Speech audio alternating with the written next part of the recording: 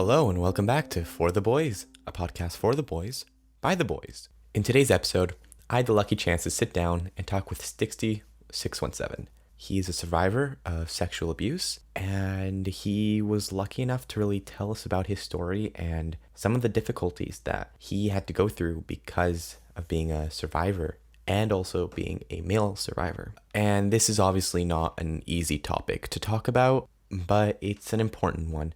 And without further ado, here was our conversation. How are you? I'm not too bad, man. Not too bad. Busy day, It's always a good thing. Yeah, what'd you do today? I made content and I've been watching you ever see Hannibal, that show that was on TV? Oh, I've always wanted to, but I never actually saw Silence of the Lambs. It's good, dude. It's got a guy with Asperger's as a main character, but it doesn't play him off as just like, oh, look, he's a guy with autism. And that's the only cool thing about him. Like, he's an interesting character. I like it. Yeah, it's a crime show, right? Yep. Yeah, no, I'm pretty sure just got it to Canadian Netflix recently. I've always wanted to try it out. I just never got around to it. I forget these shows are Canadian, but they make like all the good crime dramas in Canada or something. I don't know what it is. Oh, yeah. Yeah, I'm right now watching, what's it called? Lucifer, the new season that got released. And yeah, that's something I've been liking. So yeah, welcome here. Yeah, welcome. Why am I welcoming you? This ain't my show. Yeah.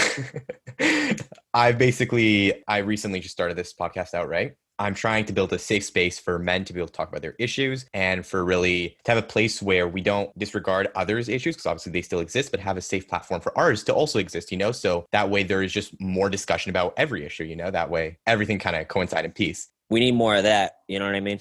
Yeah, there's a lot of platforms for women to talk about their issues, which is obviously a good thing, but there aren't many platforms for men. And the problem is that most of the platforms for men are very toxic and honestly just use men issues as a catalyst to try and take down, issues that are very relevant to women. Oh, for sure. Or other people, Yeah, and I'm trying to do the exact opposite. I'm like, these issues do exist, but we should also be paying attention to our issues, But both matter. Mm-hmm.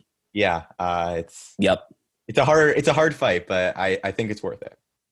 Absolutely. I was scrolling through your TikTok and I saw you're a survivor of sexual assault, right? Yep. Yeah. How old were you when it happened? So it happened 2 times, probably 3, but I'm not so sure about the first one, and I wouldn't be able to remember it anyways.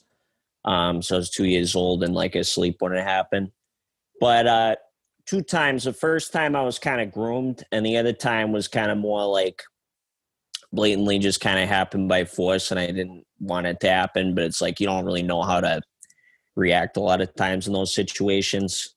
Right. Could have been a lot worse, but luckily I got out of the second time. But it's interesting. There's not a lot of resources, I feel for male survivors out there, and I think the most difficult thing about it is that being a male survivor is not a widespread issue to the point where it's a big problem that keeps happening. It's something that doesn't happen a lot, but because of that, you start to feel you're invisible a lot of times, especially when a lot of the conversations really don't understand what male survivorship feels like. And so a lot of times you kind of feel invisible. You know what I mean? I understand where you're coming from. Yeah. I think it's really important that we do really kind of start to have more places for men to talk about also that it does happen for men, right? Mm-hmm. At what age did you realize, that this was sexual assault and it wasn't just I realized it at the ages that it happened pretty much because I was a wicked smart kid. When I was being groomed, it's a little more complicated because I understood it at 14. After it was done for a couple of weeks. It happened from when I was 13 and 14. The other instance I found out a few weeks later, but my mind kind of works like that. I don't think that's really true for a lot of survivors. A lot of people go through repressing it and kind of denying it. I even have gone through that. As much as I try to accept my story, part of it still feels like a dream sometimes. And that's because of society's way of handling sexual abuse and particularly how we handle it in terms of it being a men's issue, there's a lot of different nuances to being a male survivor that are a little different than being a female survivor. Just like it would be different being a trans survivor of sexual abuse, it's all like there's a lot of intersectionality because patriarchy affects men and women differently. You know what I mean? So it's kind of unique in that way. Yeah. Yeah. It's just such a sad story, honestly. Was it always the same? Was it like the same person through the two times, or was it two different people? First time, it was like an older person that just kind of like really knew how to get inside my head, because that's kind of just how the whole grooming thing works. I was just a very insecure 13-year-old with a lot of problems going on and didn't really feel like I had a safe, like a safety net, a support system. So this person kind of took advantage of that. You know what I mean? The second time, it was like the person was, this girl was high when she did it. And like she kept, I kept saying like I felt uncomfortable because it was my first time ever being sexual since like being abused and stuff as a kid. So I kept saying I felt uncomfortable and she just kept not listening. She started like grabbing my dick. And luckily her friend opened the door to see what was going on. And I just like ran out of there because it could have gone on for a while because I had no way of like, feeling like I could stop it. You know what I mean? Because that's how like your brain kind of gets in that moment. I think that's one of those cases. I think there's a lot of things we don't talk about when it comes to being a survivor. Sorry if I'm rambling, man. I ramble a lot. No, it's perfectly fine. I think that one problem we have with the way we talk about sexual abuse is there's not enough emphasis on the victim receiving proper support and treatment after the fact. I feel like so much of it is focused on just blaming a perpetrator for something they did, when in reality, I don't feel like the second time the girl was entirely the type to do that sort of thing for any power motive like typical abusers would. I think she just was simply not listening to me saying no, because a lot of people don't have a good grasp of like what consent means, because our sex education's flawed in a lot of ways, and there's a lot of misconceptions about whether a guy's allowed to say no. Right. Because we assume that guys will never really say no because that's all they want. You know what I mean? Right. There's also like the whole thing of how if a guy and a girl are, they're doing sexual advances, and then the girl says, no, I don't feel comfortable yet. And the guy says, okay, that's fine. It seems as normal, right? Yep. But then if it's the other way around, if the guy says, I don't feel comfortable, it's all of a sudden he doesn't love the girl anymore, or he isn't attracted to her, maybe he's gay, or there's just all these different things when it's just not accepted that maybe he's just not ready. Well, and part of the reason for that too is because we have this misconception about men that they shouldn't really have to set emotional boundaries because we aren't prone to emotion. Yeah. Which is kind of messed up because it can lead to a lot of hurt going on for a lot of different types of men, No, for sure. That's one of the biggest problems that I've seemed to be addressing almost every episode. It's just the huge disproportion with male suicide rates of how it's like for every, I think, 3 men, it's 1 woman. And it's just crazy. And part of that is, like you said, I think it's because like it's almost talked about how men, quote unquote, don't have emotions or they're not allowed to feel. And then all these other things come from that. I feel like a big part, I haven't done my research, but I feel like one of the big parts of like a male suicide rating would also have to be with like LGBTQ plus men. Yeah. If that makes sense. Because I feel like there's a chance that like a lot of guys might feel kind of ostracized from other men because of like society's expectations on it. You know what I mean? Yeah, my last episode, I was talking with another guy, Christian Lopez, and we got to a similar topic just like right now, where we were saying how it's almost as if when gay women, they're fetishized, and then it's almost gay men are seen as trash almost by society. And it's just this unfair expectation, which then for them, it causes them to feel even worse about themselves when they already have like the societal pressure already, like, being gay, then they also have this on top, and it just keeps stacking up. And yeah, there's just all these big problems and there's nowhere to talk about them. Absolutely. And it's kind of a shame because like it's like I said earlier, I feel like a lot of there's a lot of publications on the internet that I feel like are kind of almost predatory towards like young boys. I see a lot of young kids like being influenced by like these kind of incel forums and all these other things. And it's very harmful to just like have this like perception of yourself that's so negative and believe that like, you have to put on this fake sense of confidence and, be good enough of a man to be considered like a person of worth and everything else. And that's kind of like, I think it's almost predatory. These people that kind of prey on a lot of these younger boys, like influencing them in that way because they feel bad about themselves and they almost want everyone else to feel bad about themselves. And that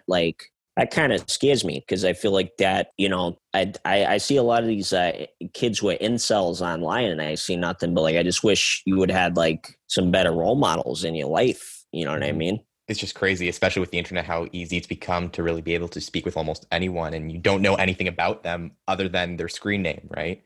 Mm-hmm.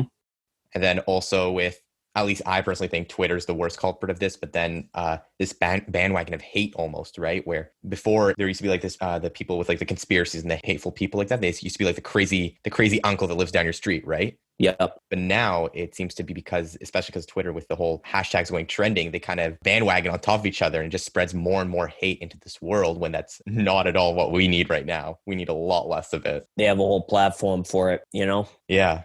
It's scary too, because there's a whole, like when I was a kid, for example, I saw this girl post this thing that said it was like just girly things when you're wearing matching outfits with your friends. I don't know how old you are if you remember those memes, but they were around when I was a kid. That's what we called memes for anybody listening. And yeah, it was like the whole, I think I remember like I commented like a picture of the KKK under it just because I thought it was stupid and I was 13. I would be canceled for that nowadays. Oh, You know sure. what I mean? But in reality, like, I'm telling people a story. It's like that was a 13-year-old kid being stupid. But now these kids are posting online and going viral for things that like they really shouldn't be going viral for. And I feel kind of bad for these kids that are influenced by a lot of these like negative male influencers who kind of see themselves in like a negative light because like they put this version of themselves out on the internet and then like just don't really get a chance to like just kind of be the kids they were supposed to be. You know what I mean? Yeah, it's almost like the internet is forcing children to grow up much faster than they really would have Yeah, to because of the problems that would happen to them later on in their lives, absolutely. how global everything is on the internet. I have this weird theory that like every guy is an incel for like a very small period of time. Like when I was like 15 or something, I remember like being in the shower and just having this like light bulb go off in my head. It was probably more like a fat looking back on it, But I was like, yeah, women only date guys who treat them like shit. And because I treat women so nice, I will never get a girlfriend. And 3 days later, I was like, this is stupid. But that was like my thoughts for 3 days. We didn't have like incel forums back then. We didn't have like any of that stuff. And now these kids are getting like roped in because they have those thoughts for a few days and then they have like a whole internet to just like explore that sort of thing on it. People just never grew out of that. You know what I mean? Yeah, and I think, like you're saying, a huge reason why I think a lot of guys do think that is because so many times you'll hear in songs or on TV or in movies or in the media the whole phrase "nice guys finish last." Mm-hmm. It's been popularized since I don't know at least early 2000s, if not earlier. Yep. And that's for sure another reason. Luckily, like 10, 12 years ago, because social media wasn't as big, it was probably easier to kind of get away from that thought. But now with it all in media and also social media, it just creates this huge, like almost just hateful circle. Yep. Where everyone keeps saying these things when in reality it's just not true. And a lot of these like unhealthy male stereotypes are like portrayed by the media and everything else. One thing that really bothered me on the topics of sexual abuse, right, is I don't know if you remember GTA 5. I like that game. I played that game. Well, actually, I don't like it for different reasons. Not because of this. I just don't think it's very fun. But there's this character in it, Trevor, and everybody's like criticizing the game because you can punch women. That was like the whole criticism on everybody's minds, even though you can like punch guys too in it. What really freaked me out was that one of the characters, Trevor, sexually assaults this guy, and it's just played off as a joke. There's like a little cut scene because there's a feature in the video game where you can switch to him, and you switch to him, and then like he's basically in bed with this guy, and then he's like crying. Oh wow! I played the game, and I'm trying to remember. I don't remember that. It's because nobody made a big deal about it, and because they played it off as a joke, so nobody really talked about it. You know what I mean? I remember watching that and being like triggered every time. Right. That's a huge thing. No, the only time I ever remember, actually, you just reminded me, it was one of my questions I wanted to ask you was exactly that. And the only time I ever remember sexual assault in men not being played for jokes was in Shawshank Redemption. I haven't even seen that movie. Oh, well, in the movie, the main character, Andy Dufresne, he goes to prison, and there's a scene where he gets crowded by a group of men in the bathroom, and they sexually abuse him. Mm-hmm. And it's played 100% for like seriousness, like it shows just like one of the hardships of going to prison, because that's part of the movie, right? But almost every other movie I've ever seen, it's always played for laughs. Yep, always kind of a joke, It's because it never happens. It's not supposed to happen, because it doesn't fit an archetype of this indestructible man who can't have boundaries and can't have emotions. The fact that it's always played for laughs just keeps bringing on these stereotypes. And the second we start to really break down even just one of the stereotypes, it slowly breaks down everything else as well. Yep. Which hopefully we can slowly but surely do it person by person until it reaches a global thing. What do you think about feminism? I like feminism. Yeah, me personally, I'm 100% a true feminist, Mm-hmm. I think there are many people that then took the word feminism and then changed it into misandry. And then mm-hmm. I get that. They disguise themselves as feminists when in reality they're not, right? And I find there's just a huge disproportion. And also those people tend to be really loud. And that's when people are like, I'm against feminism, when, it's just like, feminism at its core is bringing equality to everyone. Mm-hmm. And that's personally what I believe in. And it's a shame that it gets overshadowed by people like that. Like I've seen, because there's like the worst types of feminists you see are these like trans exclusionary, sex work exclusionary, racist feminists. Like, do you remember BuzzFeed's like manspreading videos? Fact check me if I'm wrong, but I'm pretty sure those led to actual laws on the New York State subway that led to racial profiling. You know what I mean? And that's where like I have a friend, she's this indigenous woman, like very awesome feminist. And she's very tired of like white women's influence in feminism in a lot of ways. You know what I mean? But again, like I don't really I consider myself an ally to the feminist movement because in truth, I feel like too many guys kind of like take, being a feminist as an excuse to kind of empower themselves. Yeah. When really we aren't like empowering ourselves and calling each other out for our own stuff we could be accountable for. You know what I mean? We're really just trying to focus on issues that have like nothing to do with us that women are handling perfectly fine because they've given themselves a platform to do it. Mm-hmm. We haven't been able to give ourselves a healthy platform to do it. It's a problem.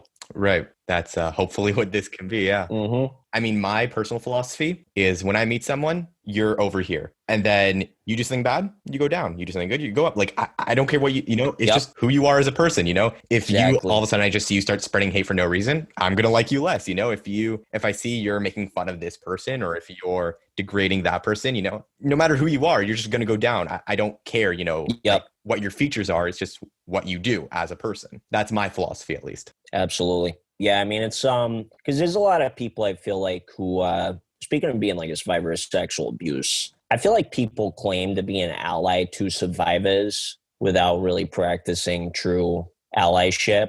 It's kind of ridiculous to me because it's like I see so many people, you'll talk about your situation and everyone will be like, oh, I support you 100%, nah. But then a lot of like the struggle of being a survivor happens after the fact, living in a society that kind of isn't a good place to be a survivor of a sexual abuse. And whenever you see like someone making some really gaslighting comment, I was talking to my stream about this. I remember being in a stream and somebody literally just said, they were just trolling and stuff. They literally say to me like, why do you keep claiming that you were assaulted? Did you just get triggered because a girl touched you? And, I wasn't bothered by that because I've heard that kind of stuff for years. I've done my research on it. What bothered me was that nobody responded to that. Everybody just kind of went quiet. And like a bunch of people will say like, oh, we're an ally. We support you, but don't really like support you in those moments. And that's where like a lot of the trust kind of like falters with a lot of people, if that makes sense. No, yeah. Like, it's almost as if they're not necessarily they're part of the problem, but like they're not trying to make any better, They're bystanders, They're just kind of letting it happen. It's the whole thing of how it, like you said, if you're a bystander to bullying, mm-hmm. you're kind of you're not the bully, but like you're not the bully, If I was about to tell my fans like, hey, attack if my fans were like going and doxing your address or something when you own a podcast and I didn't say nothing, then it's kind of concerning. You know what I mean? Yeah. They were like, we're doxing this guy's address, Dixie. And I say nothing to defame it. Like that's kind of an issue, you know? Yeah. And there's also the whole issue of, in general, just the group of people, like when they go do that, like Yep. it's almost as if people are start trying to kind of take the justice system into their own hand. Yep. And they're not really giving people a fair trial. Yeah, no, I can kind of agree with that. I think that it's like, it's so complicated, right? Because like, it's so complicated because like the likelihood of someone lying about sexual abuse is like so low. Right. Like even lower than our statistics. I did a whole video on it. Like it's because the FBI in their statistics includes reports that were considered like basically if the investigator didn't consider it sexual abuse, which I don't really trust an investigator to like judge that. I trust the psychologist, then it's not sexual abuse and it's considered a false report. So it's like the numbers are very low. And yet when it happens, it's like so harmful for people, but people's ways of handling this situation is not delicate at all. Like, I feel like we're not allowed to investigate what's going on. But in that same vein, there's a lot of people who become really interested in investigating what's going on at the expense of someone who's most likely a victim, because it's not likely that someone would lie about their story. And this person gets called a liar by people who just don't do any of the footwork and just assume they're lying. Like there's and it hurts too, though, when people just immediately assume something without fact checking or anything else. And I think it's okay to just kind of like keep your opinions private about something if you don't know the entire story. And then once you know the entire story, to just kind of piece it together, And I think that's a lot of problems I've seen recently, because I've seen a lot of stuff come up recently, and some of it was a little more questionable than others. But, there's a lot of times where there's just really not that much evidence being pointed in one direction or the other. And then people just kind of jump on it. And then it makes us all look ridiculous when it turns out that person wasn't doing anything wrong and someone lied about it. Yeah. And it doesn't happen often, but when it does, it's like it overshadows like 10 stories that are going to not be believed because somebody decided to make up a lie, Yeah. Sorry, this is a little deep. I've done a lot of therapy, so I know a lot about this stuff. No, that's exactly what this is for. I'd rather that. It's good. And kind of going along the same topic, do you think more men would actually, if sexual abuse in men was a more talked about issue, do you think more men would actually realize, wait, I've been sexually assaulted? Or on the other hand, they know they've been sexually assaulted, but they'd be more comfortable sharing it because, like, since it's been talked about more, it's like less seen as kind of a cowardly move to kind of say it's happened to you. Everyone has been so surprised because of the Me Too movement of like how many people come forward about their sexual abuse. And in reality, this has existed all the same time. It's never changed the amount of sexual abuse that happens. It's that people are more aware of it now. Like when I have talked about like how grooming works and stuff, when I talk about my experience, I get a bunch of people who start feeling more comfortable with. I get DMs all the time saying like, I was able to kind of figure out what happened to me, Sticks, and I'm going to therapy. And if we could just like stop just dancing around the topic and feeling weird about it, a lot more people would be getting the help they need. Yeah. And especially for men, when it's like it's considered like taboo if it happens to like a guy, Yeah. Do you also think like one of the reasons why it maybe is considered taboo is because all the sexual assault agencies, I guess you would call it. I don't know what you would really call it, but those places they more like cater towards women, and they say like women's sexual assault like association or whatever. Like there isn't really one for men. Do you think that's another one of the reasons why it's so taboo? See, here's the thing: is like I think, and people are gonna hate me for this, but I think a lot of the reason why it's so taboo is because, and women do this too, but a lot of men reinforce that it should be taboo because they don't want to admit it would happen to them. A lot of them, I've told other men my story, and a lot of them started to kind of alienate me from a lot of friend groups because they don't want to realize that could be them. Even if it never happened to them, they don't want to even think about that could happen to them, And in terms of like there being organizations for women, as much as is like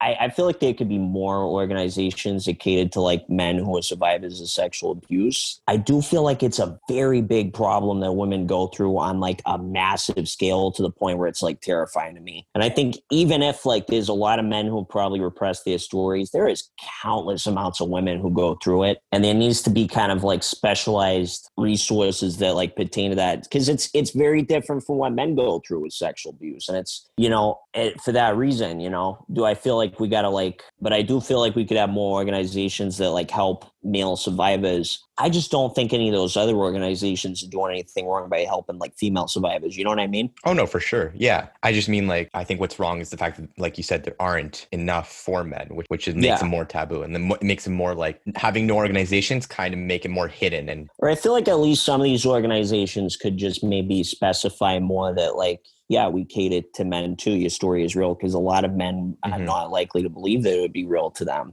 And I feel like if they could do a better job of making that more apparent, a lot more people get the help they need, in a sense. You know what I mean? Yeah.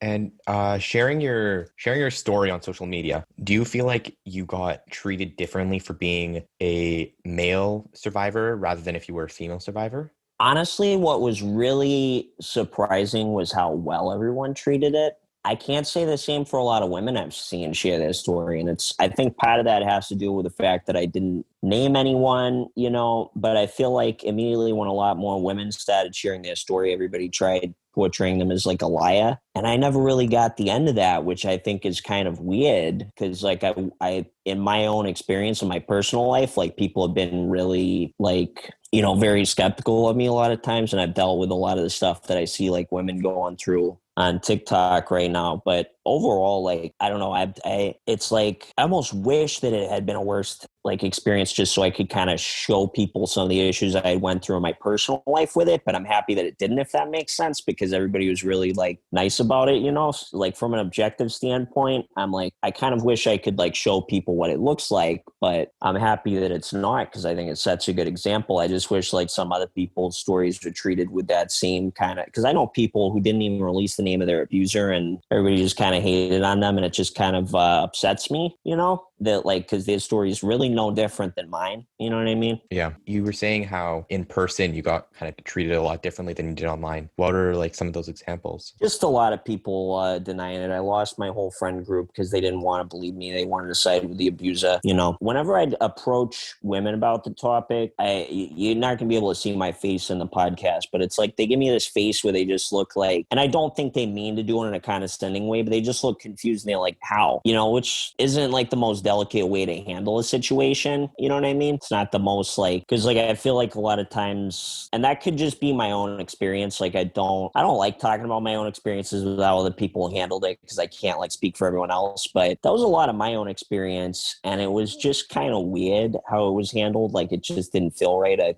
sense like doubt and just kind of like disbelief. But it's because like that's what we need to start doing more, is talking about how it's uncomfortable, but it happens, even if it doesn't happen on as wide of a scale as it happens to women, it's still important to talk about for those people that it does happen to. You know what I mean? It for sure still happens. And I think like we were talking before, not many men almost realize that has happened to them because of how hidden it really is.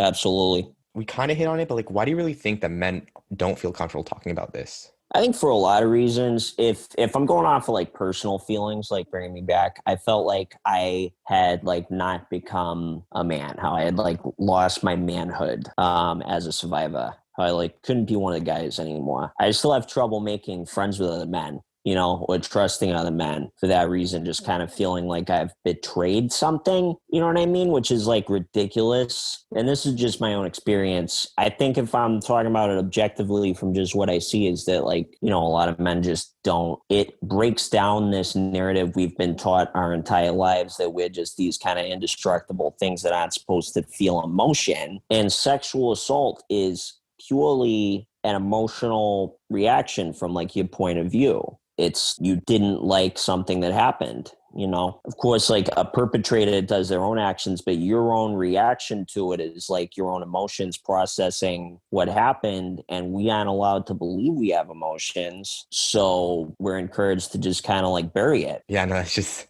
I'm lucky. I haven't really gone through anything like that, so I'm just so incredibly sorry that you have in general. No, it's okay, man. I'm happy you didn't go through nothing like that. You know what I mean? Yeah. No, I wouldn't want anyone to go through it, but I'm just hmm yeah. So you were saying how you kind of don't trust men any almost, right? Men anymore. Yeah. Would you say so? Like now, most of your friend group is like females almost now.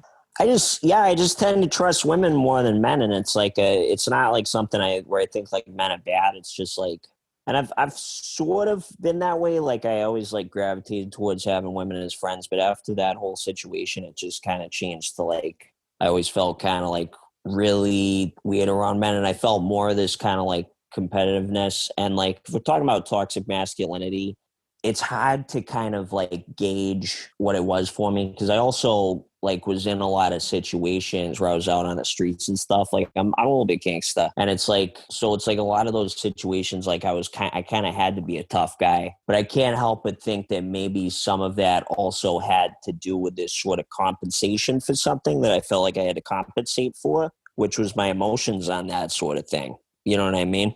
Yeah, in like my last episode, also we talked about very similar about how like a lot of times men feel like they're not men because they're not macho or because they don't look a certain way or because of all these different things, and then they try to almost fake all these things because they were taught that's what a man is. When in reality, Mm-hmm. a man is just who you are. Yep. Being true to yourself. I was a career criminal by the time I was 18. And I can't help but feel like because a lot of that had to do with like certain other factors in my environment, all these other things. But I can't help but feel like a lot of that had to do with that sort of need to like put things on until it actually became real. And that's why like I was a pretty smart kid working in the trades for the longest time and just like drinking so much was because I didn't feel like I had, just the right to do anything else, and now it's like with therapy, it's like, as you can see, I make TikToks and I like, play video games and play ukulele for a living. It's nice. When do you think this change happened? How do I think it happened? I think it was a lot of just time and just a lot of therapy. You know what I mean? Hmm. Because I remember even on TikTok, I felt weird about posting anything that was kind of remotely serious because I always had to hide behind this like veil of irony online. And now it's like I can make, like informative videos talking about things. I'm not constantly trying to like portray myself in this way that's like super masculine. And I just feel better about myself and more free and more like a man than I ever have. Why do you think men don't feel comfortable talking about these experiences? A lot of men feel like there's this sort of it's like they're not allowed to break this sort of like the problem is that like the problem is that our whole lives we've been told that we're these like indestructible sort of beings that can never fall apart, can never show emotion. And yet that changes when we start feeling very strong emotions about abuse. Yeah. So I really think the best way to really go around this whole thing is obviously if slowly as society we kind of learn to start accepting that men can obviously, have like Mm-hmm. emotions and they do experience these problems too. But not only that, just kind of teach the children and the younger generation against that, right? Yep. Like we obviously were all brought up with that whole thought and just breaking it down from the start. Well, that's already a huge step. That'll take time. It'll take a lot of time and also awareness. Absolutely. But hopefully we can together, all of us, just kind of fight through it and really bring it up to speed. Absolutely. See, I feel like one strength that I'll give a lot more women that I feel like a lot more men don't have is that they're two things is like they're more willing to call each other out for each other's bad behavior a lot of the time from what I've seen. And they're more open to like women being able to do different types of things. Because I feel like a lot of arguments I see against feminism come from like this sort of toxic group of men that seem to always try and dominate the conversation about things. Is like, we have like biological instincts that make us the way we are. We're not worth anything if we haven't slept with enough girls. We, need to be like a real man. Don't let, your kids touch the AC. Don't eat like, well done steak or rare steak. Cause I forget if it's well done or rare. That's supposed to make you like more Well manly or done is something. yeah, because well done's like too cooked. I get you. I Yeah. think I'm pretty sure it's well done, but yeah. So you're supposed to have steak like cooked wrong. That makes sense.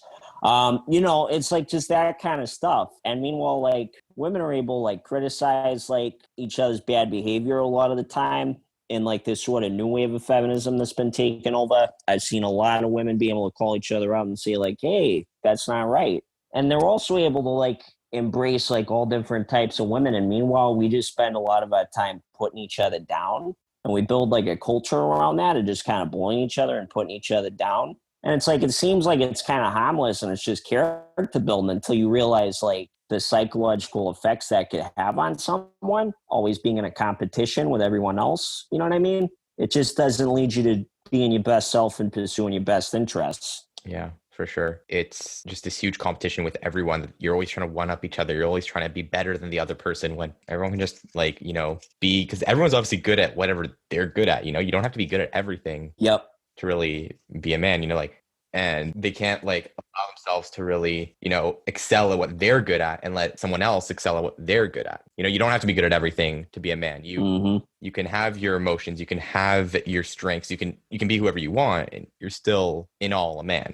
Yep. I think one of the biggest problems that a lot of men are facing right now, especially a lot of men who like really don't like feminism, is that our whole lives we've kind of been like brainwashed into this like system of complete patriarchy that's been going on for like a very long time. And, back in like the 1950s, it was like the perfect scenario where it's like the guy goes to work and like the woman like stays at home and cooks and cleans. It was like just basically a slightly more technologically advanced version of like our supposed biological instincts of us being the hunters and women being the gatherers. But in truth, like in our society today, we have women doing all sorts of things that they weren't allowed to do. We have women who are single mothers who are supporting themselves better than a lot of men could support them. And now a lot of these men are kind of sitting here like wondering, what are we going to do? You know what I mean? Because it just doesn't make sense anymore. They're like just being, a macho man all the time doesn't land you a job, and it doesn't like land you in a good school. You know what I mean? It's like things have kind of changed, like what I'm trying to say is like the category, the ways that you're supposed to like do well in society in a lot of ways, in some ways nowadays, they don't really work in terms of like just being like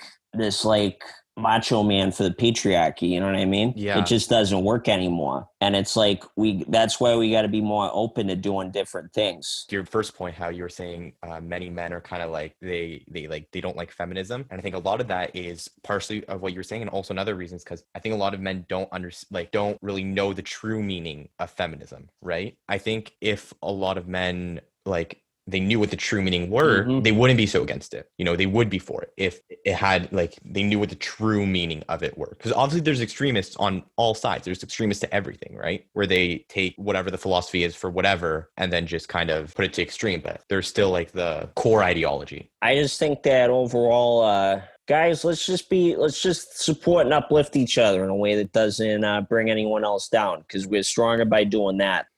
Yeah, and it's really interesting, to see like how we started off talking about like, sexual abuse in men, and then we like ended up on these different topics. It really just shows how all of it is connected to each other. It really does all go back to the same top issue, which then kind of broke down to branches of different issues, which then became almost more prevalent in some cases. Absolutely. So it's just interesting to see it, because a lot of times tends to always come back at the end to the same issue. Absolutely, because it's all what's driving all the issues that exist. You know what I mean? And that was our conversation. I hope you enjoyed and either learned a couple new things, or maybe it brought your attention to some problems you didn't even really know could have happened.